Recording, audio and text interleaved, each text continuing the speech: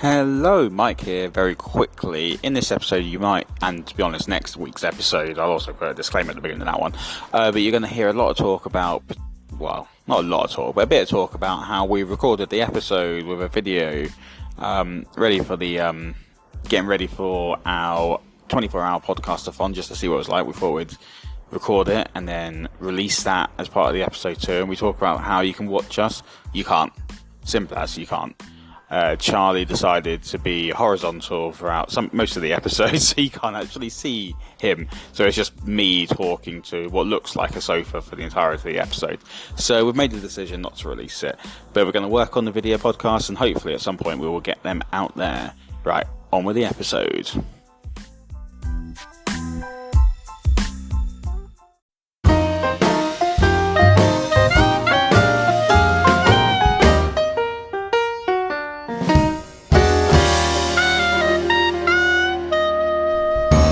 Hello and welcome to the No Format Required podcast with me, Charlie, and as always, young Michael. Young Michael. Unfortunately the oldest of us. Yeah, he's the oldest of us. I was trying to put a little intro, but the app that Mike's got for us, where all the intros are, just for some reason, not working. So The No Format Required, where our chats are as buggy as the app that we use. Yeah, that's a good one.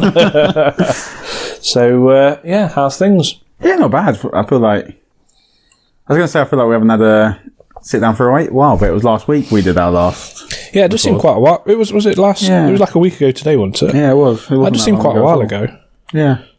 Yeah, not bad. I've had quite a busy few days with completely rearranged our bedroom and spare bedroom. And I keep seeing things on Facebook coming up for sale. Yeah, got rid of my wardrobe. That went the day after you came and helped me move it.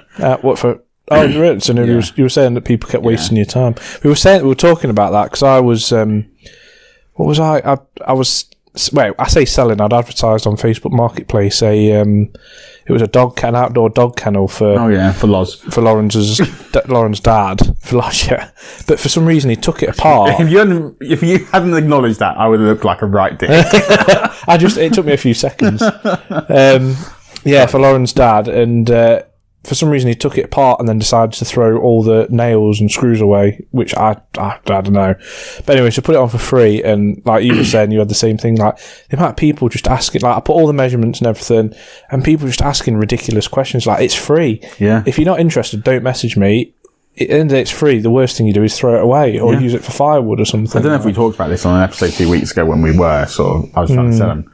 But just someone messaging me, like, how do I build this? Like, I literally went through the instructions. Like, it's really self-explanatory. Yeah. I didn't have any instructions, but it's really easy to build and everything. Yeah. I was like, I don't know whether it's easy. I was like, literally, it's 9 Allen keys and that's it. He goes, what's an Allen key? Oh, not Allen key, Allen screw. So I don't actually know what the term is for an actual screw that you use an Allen key for. Yeah. But it's a screw, isn't it? Yeah, yeah. But, yeah, you screw them over the Allen key.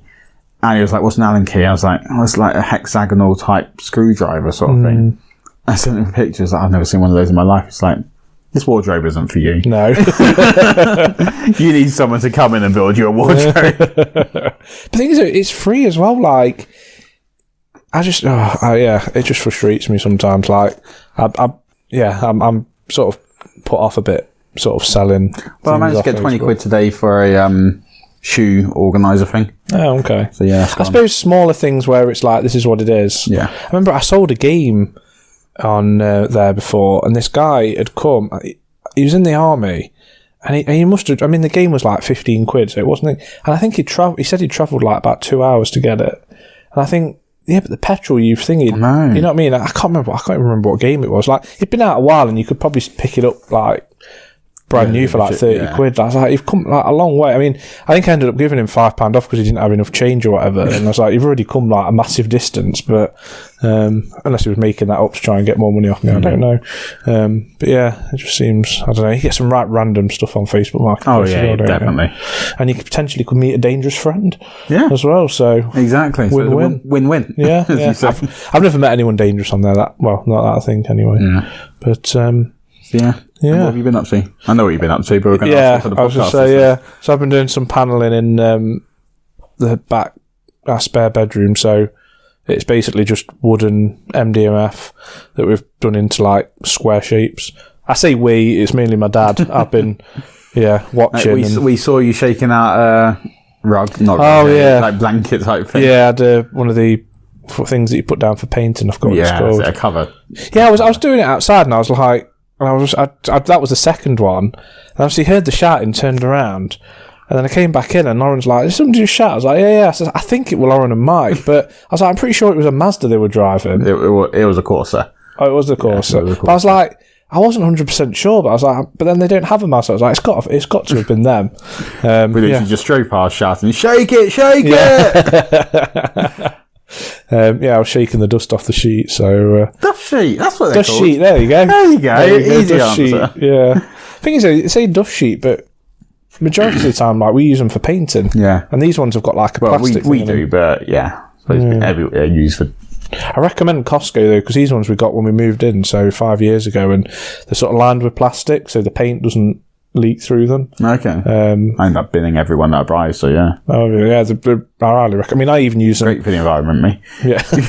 We were saying earlier about paint. Yeah, I've bin the paintbrushes. Yeah.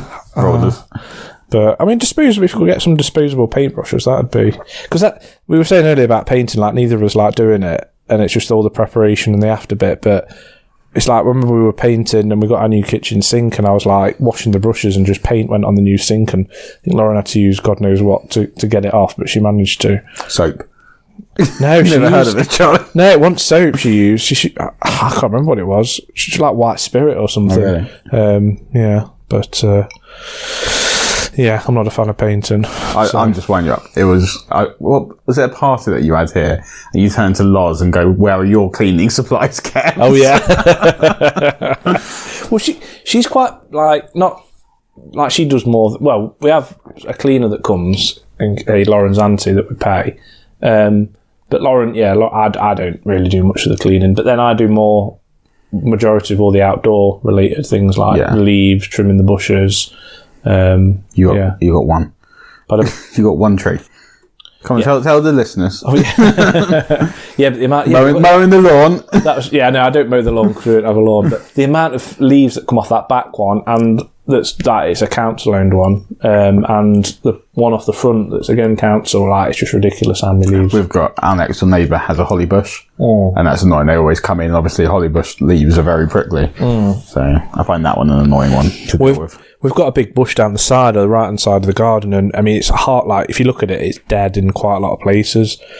So eventually we'd like to get that taken out, and then we'd have to have like a proper fence put up. But I can't imagine that's going to be cheap because it's like proper digging the root out and then having the fencing with the concrete posts, and that's not going to be a cheap something cheap to do. So yeah, but no, I've not really been much.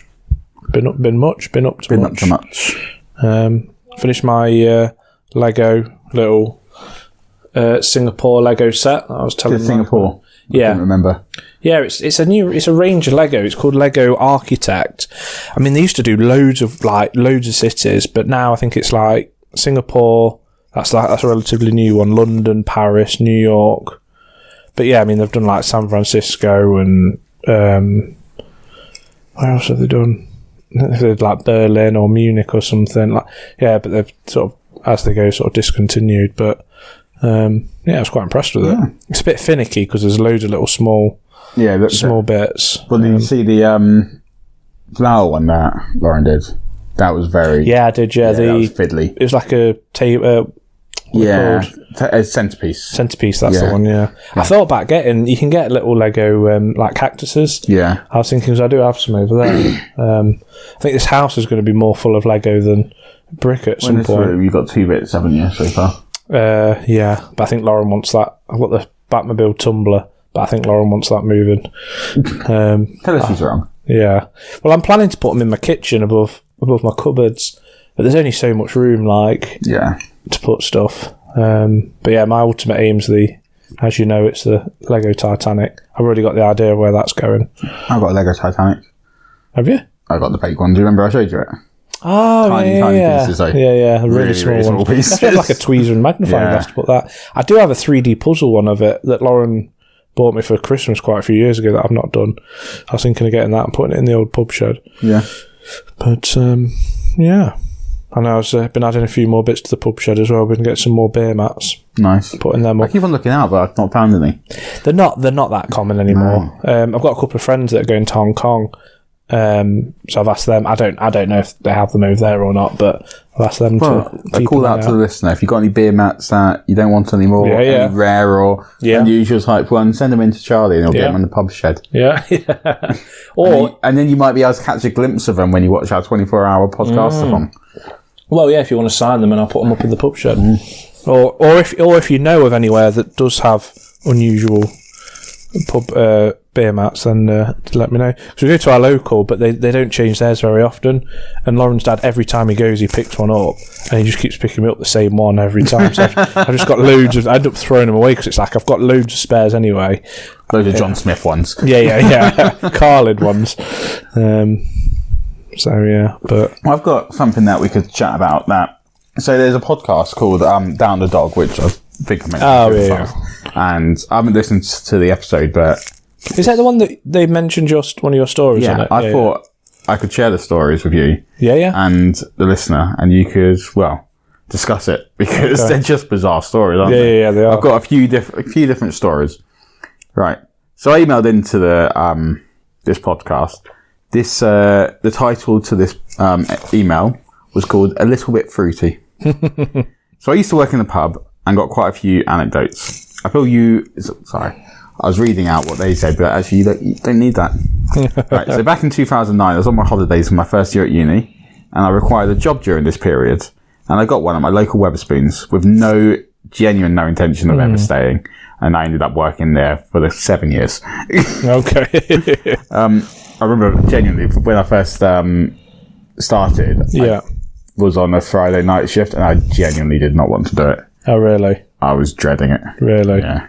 Had you ever worked in a bar or thing environment before? It was busy. I didn't want to go back afterwards as well. Oh, really? Also, one of my first, you'll find out another story when I finished reading that. Yeah. But I was serving someone there, like fish and chips or something, and a chip fell into someone's pint. And I just pretended that I didn't see it happen and walked away. Oh, really? And obviously they came to the bar and asked for any pint once I'd seen it. So yeah, it would have been anyone else but the person who brought the pint, the food over. But yeah, so on one of my first shifts, I was on the floor, again, collecting glasses, wiping tables, taking out the meals. And around 2 hours into the shift, the police come in and ask if we're missing a fruit machine. I look to one corner of the pub to find a big open space where it should be. Apparently 2 guys are taking it from right under my nose, and everyone else is, to be fair. Their only mistake was turning left at the pub, which took them straight past the police station. So yeah, one of my first shifts working in Wetherspoons, I managed to somehow lose a fruit machine. At least they found it though. That's the main thing, isn't it? Exactly. Yeah, I did laugh when you. So you listened to that one, but you haven't heard the other stories yet, though. I've got 3 more stories. I think I've heard. Is another one about Wetherspoons? Yeah, they're all about Wetherspoons. Oh, is there one about a flood? Yeah, that's the last one. I'll save that one for last. Yeah, I've heard that one.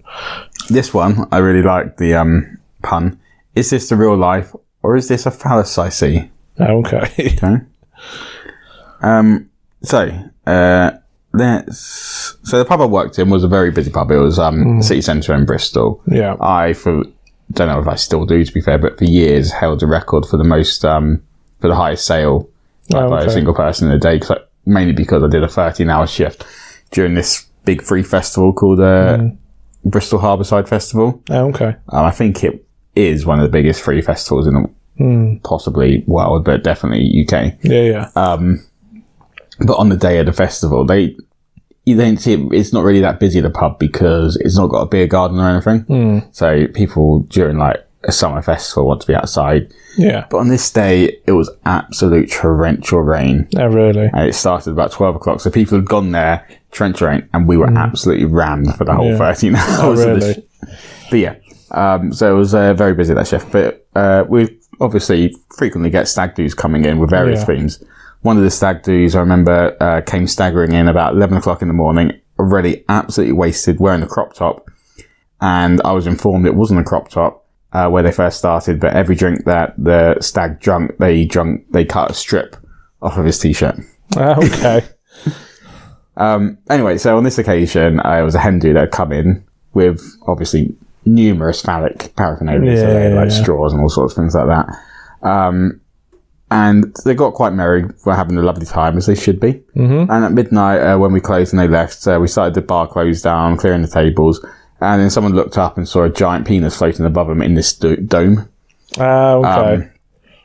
So potentially someone can climb up onto a table and get... No, I mean, it's massive. No, is it? Absolutely massive. So we started placing bets on when it'd fall down. I've got a picture of not the actual thing, but how high the dome is. It's not physically possible. Oh, wow, yeah. You're not going to be able to... So literally, it was a good, like, couple of weeks. I was just trying to think, like, of how to get it down. Like, I mean, the only thing that comes to mind, which would be very dangerous... Well, a gun would be the obvious one, or an air pellet gun or something, but then I suppose that could smash the window behind, or darts. Darts is exactly what I used to think. Yeah, but then, like, you're going to have to, like, throw it and run, because that dart's coming back down into it. We was really hoping it'd, like, fall onto a nunnery that had come to visit, like, for some soft drinks. Happened to go into Wetherspoons. But no, unfortunately, it doesn't end in any amusement, because it just fell down in the middle of the night. So yeah, that one was annoying one. Yeah. Oh, this one's dark for me to call it this. I called this story Last Call. Right. So this one takes place on a Sunday morning around 10ish. Not many people in at that sort of time. Yeah. We're at a sofa lounge area near the front of the pub, and on this occasion there was a man in his mid-70s sat there. Behind the bar, I clocked that he was asleep, so I went over to wake him. I start with a polite, like, as you do, "Excuse me, sir, can you," like, and he's not moving. So I get louder and closer, and he's genuinely just not moving. I genuinely at that point started shaking his shoulder, so still nothing. I get concerned. So I went and got the manager. She came along and also attempted, but he wasn't answering. Yeah. So we lifted his wrist and checked for a pulse, but she couldn't find anything. It was like, shit. Oh, I've not heard this story. No. I thought this was the other one. This is the other okay. one. No, I've not heard this one. So at this point, we call 999 and get the ambulance in, like, shit, a man's dead in the pub at 10 o'clock in the morning. Paramedics arrived pretty quickly, and I'm not 100% sure, but I'm pretty sure they obviously checked and agreed our suspicions. I remember seeing them chatting, like, to my manager with him just behind them. Yeah. So I'm behind the bar at this point, and I'm watching. Suddenly, the man just stands up, looks around, and walks out the door. Really?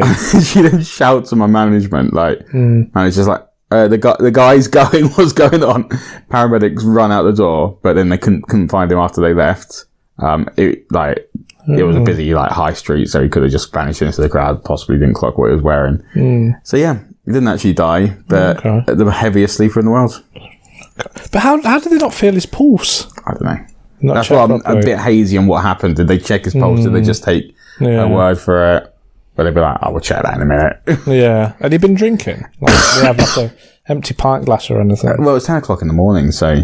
I don't mean anything at Wetherspoons. They could only get served from 9 o'clock, so... Okay. Oh, fair enough. I remember at the local Wetherspoons here once, I know that they don't show any live sport or anything in any Wetherspoons. No. They showed a World Cup match. Well, they do in some now. Oh, do they? But yeah, the original, like... I've forgotten what the term is for it, but his original, like, sort of, like, decision with a pub without any sport or any music. I know, because... another question for Wetherspoons is, why are the toilets always miles away? That every Wetherspoons... I've been in Wetherspoons all over the country, and the toilets are always miles away. Every single one, I agree. I think it's because what they built into. Oh, okay. But some of them are like the one where we live, that was I'm pretty sure that was built as a Wetherspoons. It wasn't like something else before. But the toilets is like, it's right upstairs, like miles away. There is a disabled toilet, which a few times I've cheekily gone in. I've really enjoyed maybe, like, taking my son into a disabled toilet and just been like, you know what, fuck it, I'm not taking... Because it's just easier having that big space to be able to... Yeah, when there's two of you, like, you got a little child as well and things. I mean, this one's a sort of disabled / changing room, I think, for kids as well, so... But, so you've got another one? Yeah, which is the one that you're on about. I think, this is the one, yeah. And the title of this you'll enjoy. Okay. You're in for a wild ride. You're in for a wild ride. So this one's a long one. Shall I read it? word for word, because it is a good story. Anyway. It's Sunday evening and the calmest time of the pub. We've got a small team of 2 behind the bar, 2 in the kitchen, and our manager overseeing everything. Quite different from the chaos of a Saturday night where we're usually flooded with staff, glass plates and orders flying left and right. I really sort of like hammed it up on the email I sent. So is this what you wrote in the email? This is what I wrote, exactly word for word. Okay. On this particular shift, I was in the kitchen due to being one of the few cross-trained members of staff. Suddenly, my manager appears in the kitchen and tells me they need me behind the bar. University medical students were having a yearly pub crawl. They plan where they're going, speak to the bars. The pub I'd worked in had never had them come into us until this day. They got declined from the bar next to us that they planned to go to due to there being too many of them, so they came into our pub. Over 100 medical students wanted to let their hair down to... That's a lot. A hell of a lot. Due to quite a stressful and full-on degree. As you can imagine, it was pure madness. We were running everywhere like headless chickens, trying to serve everyone with a smile. Me with my checkered kitchen garb on, trying to look presentable, but failing in every aspect. Suddenly, the lad from the kitchen rushed out, panicking about a leak. And this was a Wetherspoons we're talking about, so we knew instantly it wasn't a fresh veg variety. My manager and myself pop in, and it's not bad, but it starts getting worse while we're in there. Liquid was raining down on us around precious food, and guess what was right above the kitchen? The toilet. Yep. Of course, because it's miles away. It's always on another floor.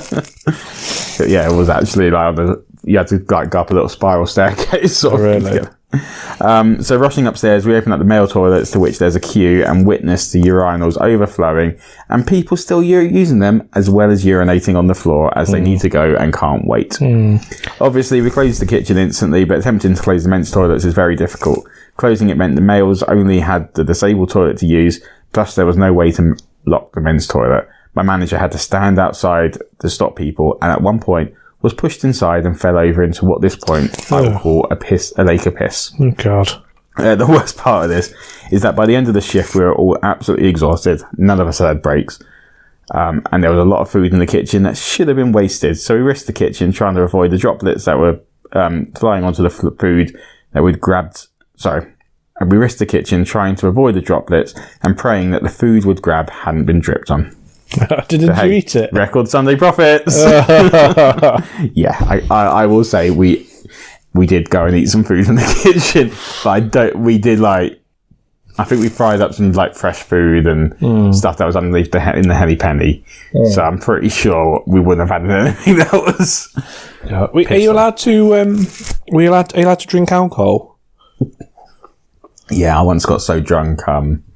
What is it? Are you allowed, or people after just the do shift? it? After the shift, you're allowed to drink. Oh yeah, and is it free?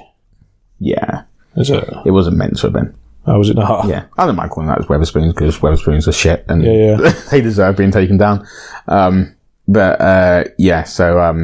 we used to have quite often at the end of the shift. It was a busy shift. We'd have a few, but there was one shift I remember in which the management had to stay until like 5 o'clock in the morning because there was doing the windows for that massive dome that was cleaning them. Oh, okay. So they'd got scaffolding up and they'd grab someone in the building. Yeah. So we basically let everyone just stay as long as they wanted. And I remember getting so drunk and going to I don't know why I didn't use the Wetherspoons toilet, so don't ask me this question. Probably because they were too far. It's probably quicker to go to another pub opposite. I went to the floor above, which is where the flats were. Okay. We had people, like staff who worked there, lived there. Went in there and took a piss off the balcony onto the street. Oh, wow. I was very drunk. It was not the streets, it was an alleyway, should I say. Yeah. The alley of Wetherspoons, actually. Okay. Yeah. I was very, very drunk. Very nice. Wouldn't have fancied being the one walking down underneath that. No, where it was basically the back exit from Wetherspoons. Okay. So there wouldn't have been anyone that would have gone down there, but yeah. I was very drunk. I don't mind, it is cheap drinks and the breakfast is, the Wetherspoons I've been to for breakfast, I've never had a bad breakfast at Wetherspoons. No, I agree. I actually think the breakfasts are quite good, but the bacon's all pre-cooked and just well, yeah, I can imagine. But some of the main meals are a bit dicey, like they're not the nicest. But then when you're paying £6 or whatever for a burger, chips and a beer, like what would you expect? Burger, I will say, that's one of the few that obviously the burger's pre-made, but it's just the mince and they then cook it in this machine. That's one of the few meals, I used to call myself a microwave technician when I worked in the kitchen. Well, yeah, I can imagine. Right. So, when I was younger, I worked at Tesco, and I had a friend who worked at the local pub, and we both worked Sundays. And I remember he used to come in and just buy like loads of microwave meals, and then take them back to this pub, and that was the dinner. Like they were just microwaving like curry, like everything from spaghetti carbonara to curries and stuff like that. But I think they're paying, I don't know, £3 for a microwave meal, then they're charging £10. Like, a bit of cheeky, but yeah, I mean, the drink prices, like, Wetherspoons is one of these places that I don't mind going there, you know what I mean, for a couple of drinks, maybe if you're going on a day session or night out just to start with. But I agree. For my Christmas party this year, I was like, I knew the drinks at we went to Beeston Social. Yeah. The Christmas party, which is a really nice bar in Nottingham if anyone's ever around. Yeah. Well, it's in Beeston, it's sort of just outside. It's like a small sort of town. What is it classed as?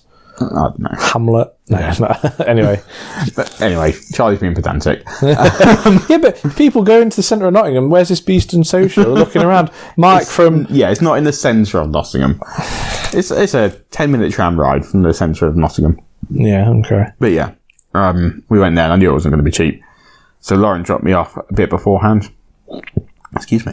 And because I was organising the party, I had to be there a bit before anyway.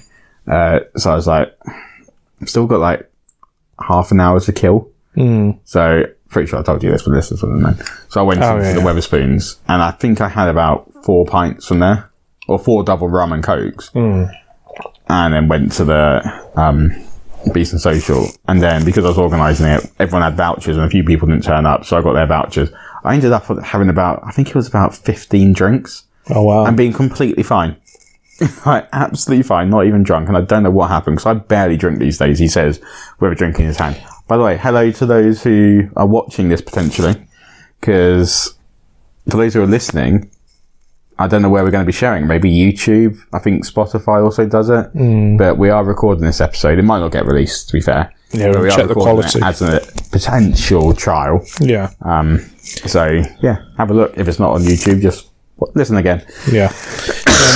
Me and Mike are both enjoying it. Oh, that went, your cough then, it went red on the on our recording thing. I've had extremely loud. I can't shift for, oh, really? I'd say months now. I probably should go to... No, it's not been months. It's come back. Yeah. It went away for a good couple of months and now it's back again. But I've had a cold.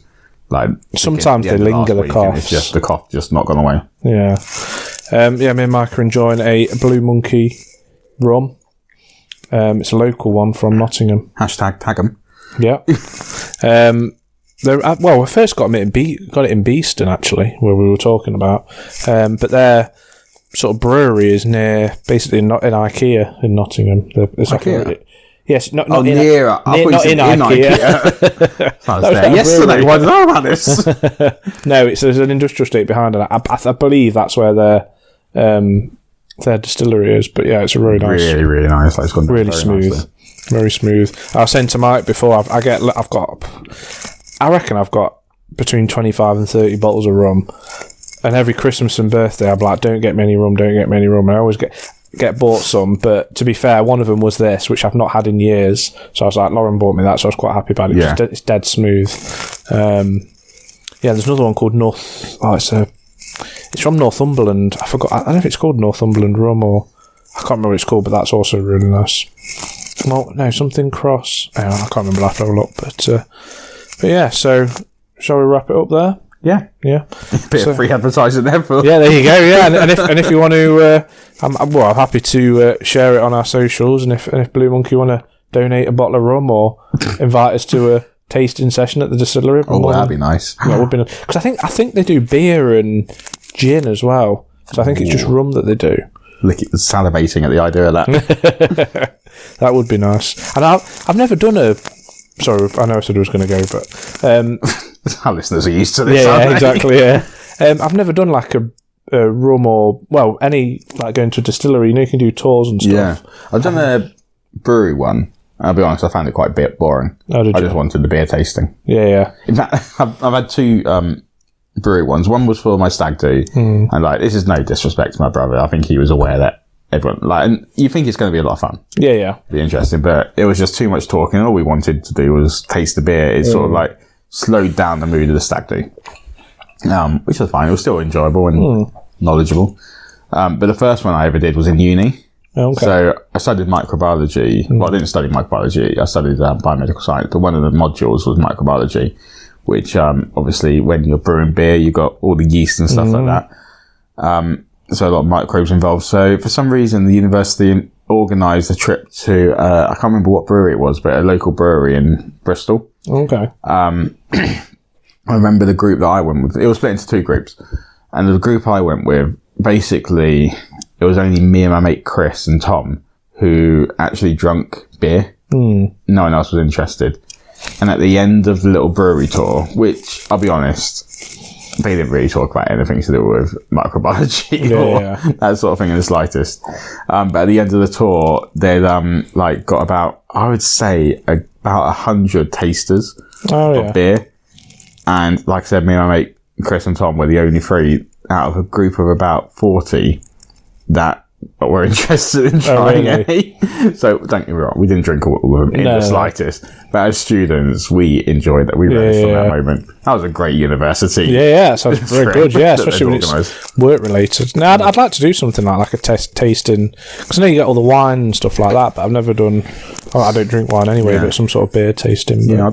Maybe we should have a look, see if there's anything in. I'll be up for it. I've been to the Gin and Rum Festival before, but it's not.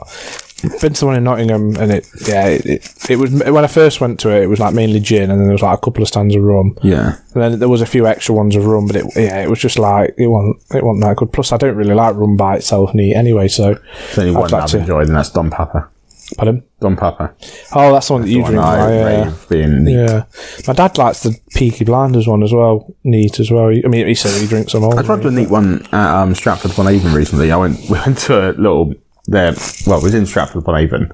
My parents had George, and they was going to meet us there. Me and Lauren just went around just mooching the shops and everything.